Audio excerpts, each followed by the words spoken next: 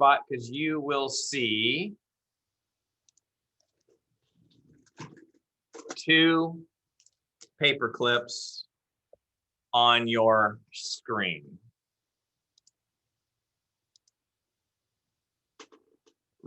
Give me a thumbs up if you see two paper clips, please. Okay, so you can just keep that full screen for a few minutes. Thank you, Mark. You can keep that full screen for a couple minutes and you're going to take some notes over this. So if I write something down, you should probably write it too. First, I'm just going to start with a little demo.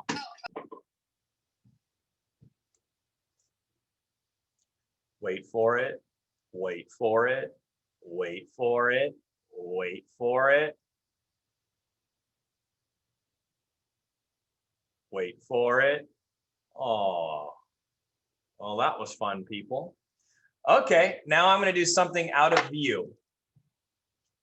You cannot see what I'm doing. I'm still here, though. Here I am. Still here. Okay. Wait for it. Wait for it. That is the exact same paper clip I had before.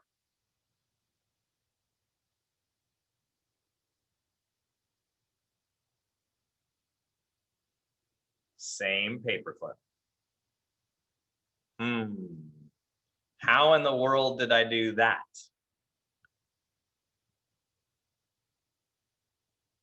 How did I do that? Tell me in the chat room if you want to. Oh, now it's not working as good. Still working, but not working as good.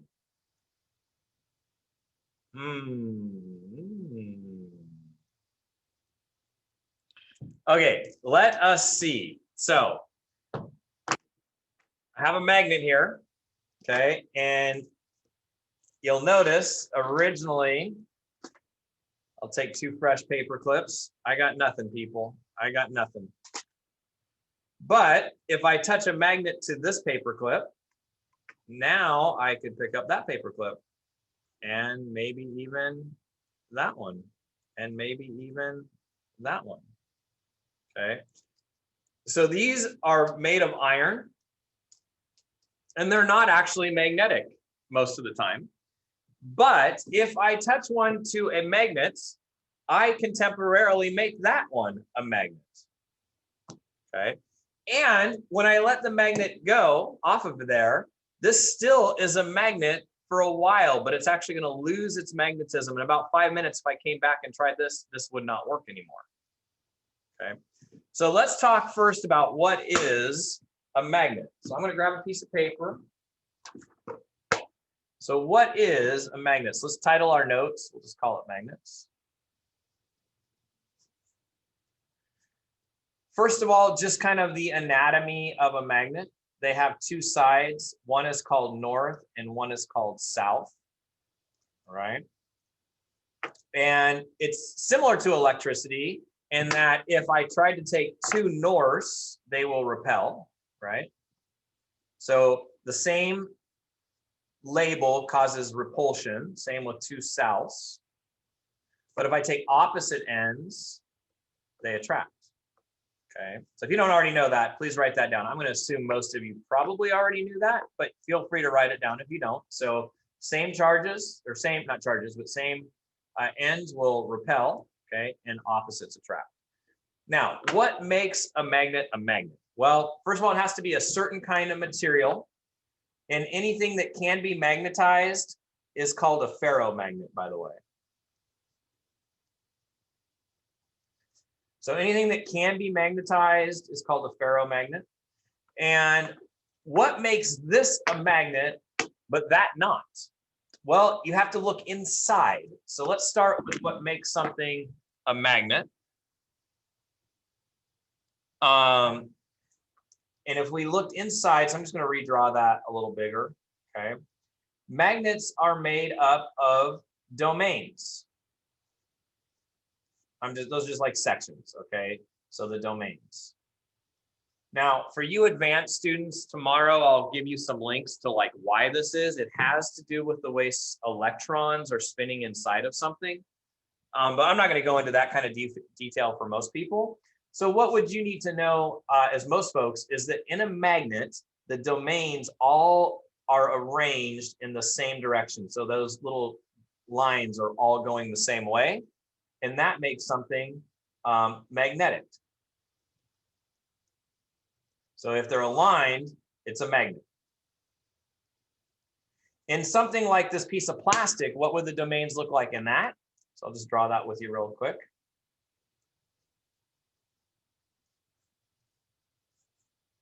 Those are my domains. They would be random.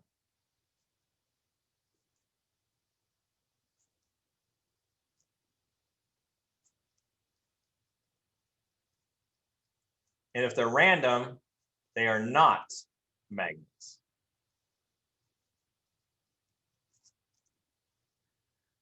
Okay, well then, what about something like our friend, the paper clips that we had? Well, initially, they actually look like that. They're not magnetic. But iron, paper clips are made mostly of iron, is one of three metals this is true for. If I touch it to a magnet, I temporarily make it look like that. And then when I let go of this, they start to slowly go back to this pattern. Okay, so over time, it will be random again, and they won't be attracted to other pieces of iron. Right now, it's kind of in the middle because I just touched it to a magnet, so it's still working. Okay, so it still has some of that. All right. Okay, now, what would happen if I cut a magnet in half? Now, let's hold off on that question. Let's first do a quick demo. So I'm going to take a magnet. I'm going to put it on a plate. It has a north side and a south side. Okay. And I am going to get a smaller plate. I'm going to put it on top. And I am going to take something like this that looks like a pepper shaker, except it's not. It has little tiny pieces of iron in it. They're called iron filings. All right, so let's see what happens if I sprinkle them on here.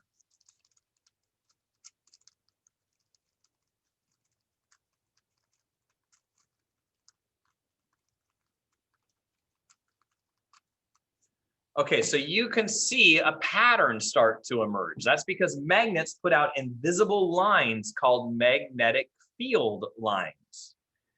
And they're really strong close to the magnet. And you can see out here, it looks more random. That's because they are further apart out here. So we're going to draw this, but we're going to draw it in like a perfect picture where I show you kind of what the lines would look like if you could make it more perfect. But do notice you can see kind of curves here, right? And curves here. And actually what happens is they come out here and they almost like look like straight lines that come out, but technically they would be these big long curves that would go from one end all the way around to the other end. You just can't see that on the plate because it gets too far apart. Okay, so let's draw that pattern. It represents magnetic field lines together.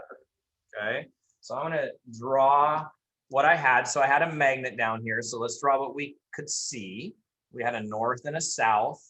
Okay, and then what happens is those iron filings, I'm not going to try to draw little tiny lines. I'm going to just show what it would look like in a kind of an ideal world. They would be kind of lined up like that. And then if you looked, you would find that there are more lines like this.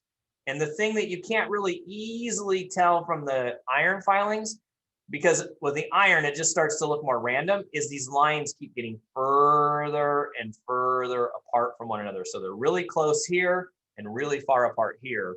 And the same thing is true on this side.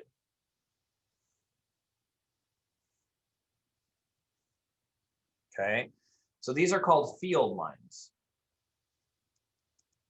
And most of you probably know, like when you're standing 5 feet from your refrigerator, it's not like the magnet goes, boom, sucks into your refrigerator, right? It's weaker the further away you get. Well, why is that?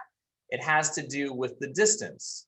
If you increase the distance between the lines, you cause the magnet to be weaker. If the distance is close, then it is stronger. So that's why magnets are stronger when you're close to a magnet, it's stronger, and when you're further away, it's weaker. It's because of the distance between the lines. Technically, this line and that line have the same strength, but because the lines are further spread out, it becomes weaker. Okay. Okay, so what would happen if I put 2 magnets down there? What would happen then? Well, let's try it. I'm going to bring this back. I'm going to dump this out. Okay. Put my magnet in. I need a second magnet that Mr. Settle cannot find. How about we do north and north so they repel? North and north repel. You get the same result if I did south and south, just so you know. Okay. So I'm going to put that on there like that. What do you think the pattern would look like here?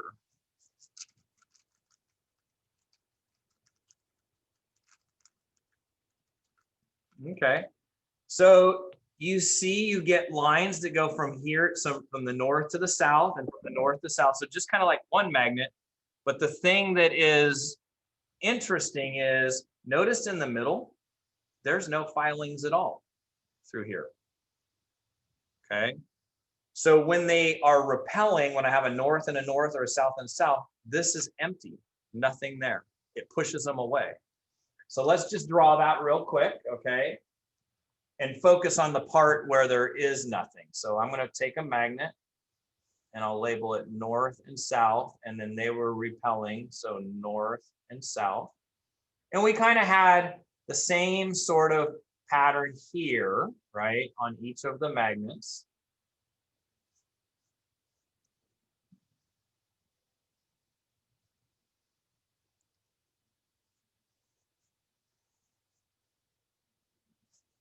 But you don't get any field lines through here. So no iron, no field lines there.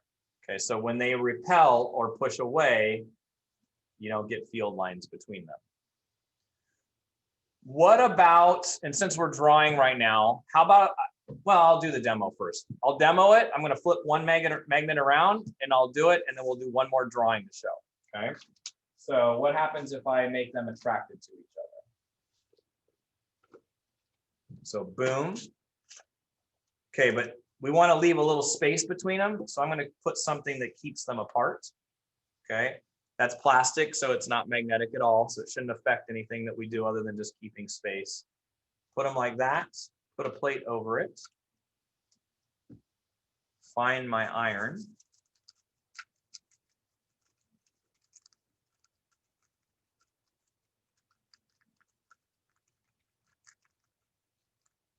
Okay, so again, we get similar circular patterns through here. So you can see there's circular patterns. But what's different is in the middle, you get iron that lines up in a pretty much straight line between the 2 magnets right there. Okay, so when they're attracted, the field lines pull that towards each other. Okay, so let's draw that real quick. So if I had them attracted north, south. So now they are attracted to each other. You get all the same patterns, okay? It actually distorts those patterns a little bit, but I'm not going to focus too much on that. What's different now is you get the iron filings filling that.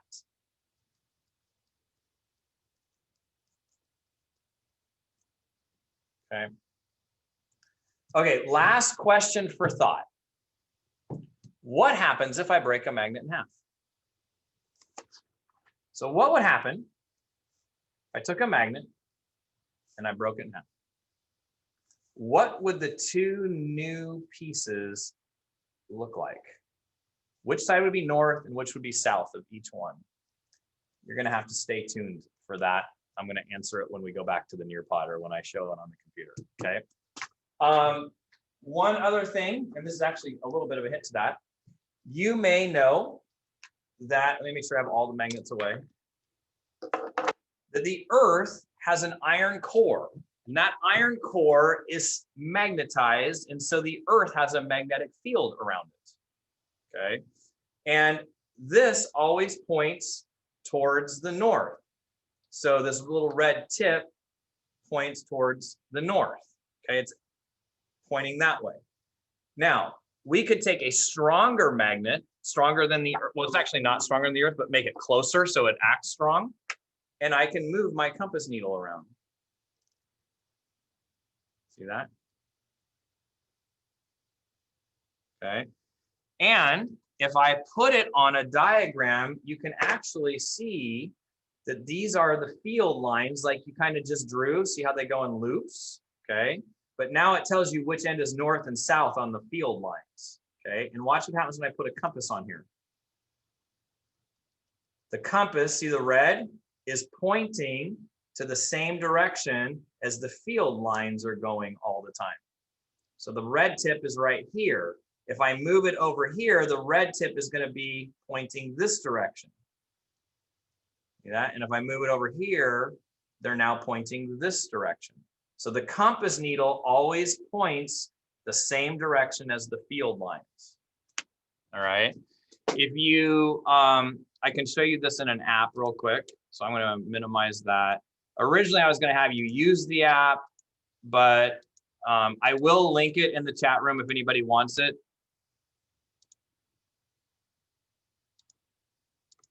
But you can just watch a quick demo to show you.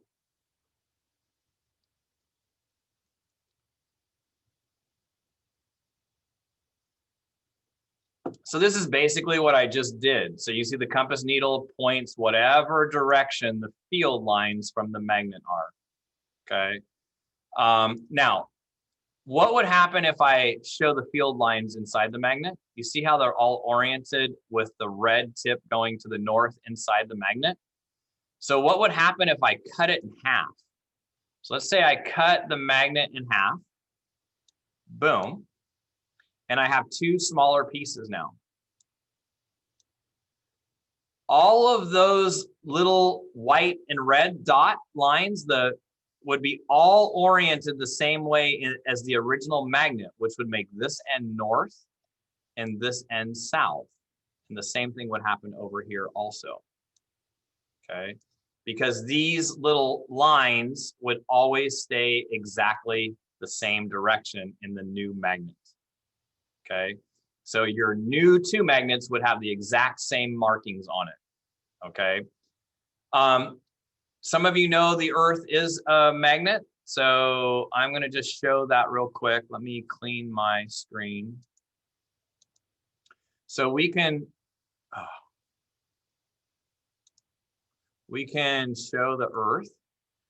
And this is why a compass works on Earth, because inside of the Earth is a magnetic core, and it puts out a field around the entire planet. And then the compass always orientates itself with the magnetic field lines. Okay, and then we can use that to determine direction. All right. So that's kind of how that works. Okay, can you go back to the Nearpod for me? I'll give you just a minute to do that and take a quick stretch. So give you about 30 seconds, do a push-up, go back to Nearpod.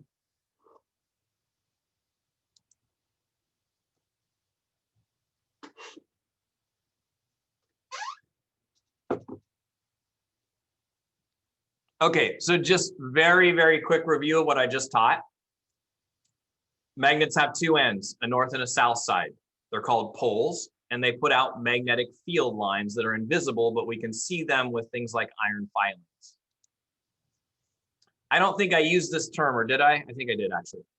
Ferromagnet is just a term we use for material that can either be permanently or temporarily magnetized. I've only told you about one today, that's iron.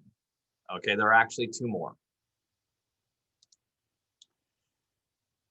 These field lines come from the north side and go towards the south all the way around.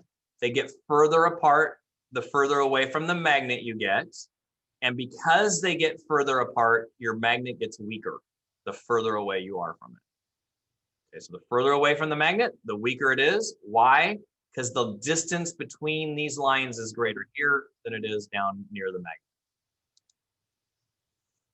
If I take a north and a south, the field lines intertwine where they're attracted. And if I take opposite, they go away. Right. Domains are why things are magnetic. So when everything lines up, it's magnetic. When they're random, it is not. Okay, and we can temporarily magnetize things by putting them near magnets, only iron and a couple other materials. Otherwise, it doesn't work at all. I'm going to have you watch a short video. I'm going to have you play it on your end. It's 3 minutes long. It's a great introduction to magnets. I am going to play it on my end, but I'll have the volume off just so I know where you're at in the video. Okay, if it's running slow, just turn your screen off and then turn it back on when you can. Okay.